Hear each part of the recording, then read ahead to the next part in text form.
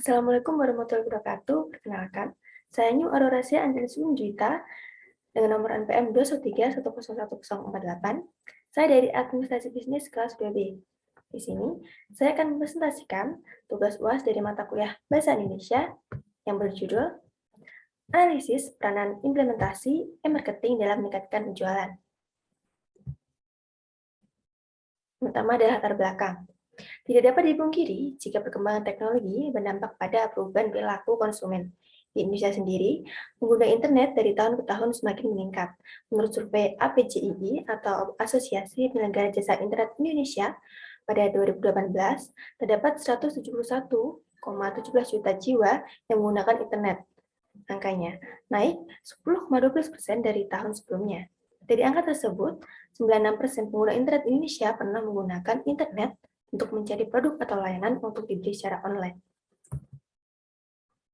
Kemudian, rumusan besar yang akan kita bahas kali ini adalah pengertian dari e-marketing, peranan e-marketing dalam meningkatkan penjualan, serta dampak positif dan negatif penerapan e-marketing dalam perusahaan. Yang pertama adalah pengertian dari e-marketing. E-marketing adalah strategi, sistem, dan proses pemasaran dengan memanfaatkan teknologi informasi dan komunikasi berbasis internet. Strategi, sistem, dan proses tersebut merupakan bagian yang tidak terpisahkan dari strategi pemasaran konvensional yang digunakan oleh perusahaan untuk memasarkan produknya. Definisi sederhana dari e-marketing sendiri adalah menjual barang atau jasa melalui media internet. E-marketing dilakukan sebagai bagian dari bisnis offline. Pembeli akan lebih familiar bila produk terdisplay dan dilengkapi dengan email yang bisa digunakan untuk melakukan pemesanan, sebagaimana halnya fungsi katalog yang tercetak pada bisnis offline. Marketing juga bisa mewakili perusahaan dalam memasarkan produknya melalui dunia maya. Dengan marketing, e-marketing kita bisa menjual, bisa tidak perlu menyediakan kantor ataupun tokonya untuk menjual produknya. Selanjutnya adalah peranan e-marketing dalam meningkatkan penjualan. Saat ini merupakan era digital, era di mana seorang hidup beriringan dengan teknologi. Era di mana internet menjadi kebutuhan utama, yaitu kebutuhan untuk berkomunikasi, bersosialisasi, atau sekedar mencari hiburan. Peningkatan pengguna internet menciptakan peluang baru bagi bisnis untuk memasarkan produknya melalui internet. Kegiatan inilah yang sering disebut sebagai elektronik. Marketing memiliki jangkauan yang lebih luas. Bila pemasaran offline hanya terbatas, maka pasar e-marketing sangat luas hingga lintas internasional. Luasnya pasar dalam e-marketing tentunya menjadi peluang yang sangat bagus, di mana jumlah calon konsumen yang lebih banyak dengan potensi yang lebih besar, serta produk yang dapat dilihat oleh pengguna internet di mana saja dan kapan saja. Selanjutnya adalah dampak positif dan negatif penerapan e-marketing dalam perusahaan. Yang pertama adalah dampak positif. Dalam dampak positif dari penerapan e-marketing dalam perusahaan, diantaranya revenue stream atau aliran pendapatan baru yang mungkin lebih menjanjikan dan tidak bisa ditemui di sistem transaksi tradisional. Tentunya dapat meningkatkan market exposure atau pangsa pasar. Selanjutnya menurunkan biaya operasional atau operation cost.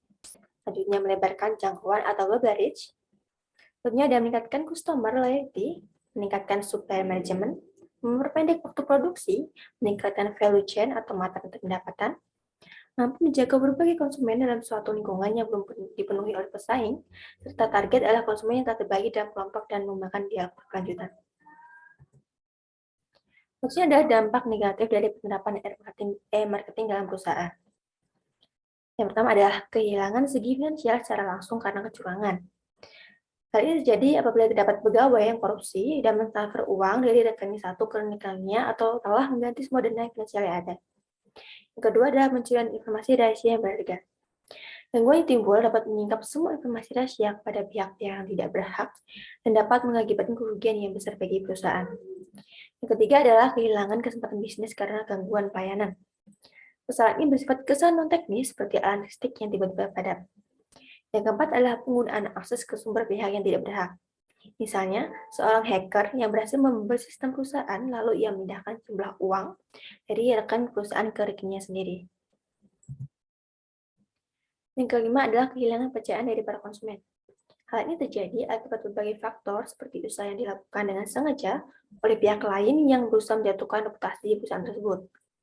Yang keenam adalah kerugian yang tidak terduga disebabkan oleh gangguan yang dilakukan dengan sengaja, ketidakjujuran, praktek bisnis yang tidak benar, kesalahan faktor manusia, serta kesalahan faktor sistem elektronik. Dan yang terakhir adalah rawan terjadinya penipuan. Pada zaman ini, banyak orang telah melakukan transaksi jual beli melalui media online. Namun, banyak konsumen masih terjebak dengan penipuan yang mengatasnamakan bisnis online. Misalnya, penipuan barang real picture yang ternyata tidak sesuai dengan kondisi produk asli. Baik, demikian dapat saya sampaikan. Semoga dapat bermanfaat. Terima kasih. Wassalamualaikum warahmatullahi wabarakatuh.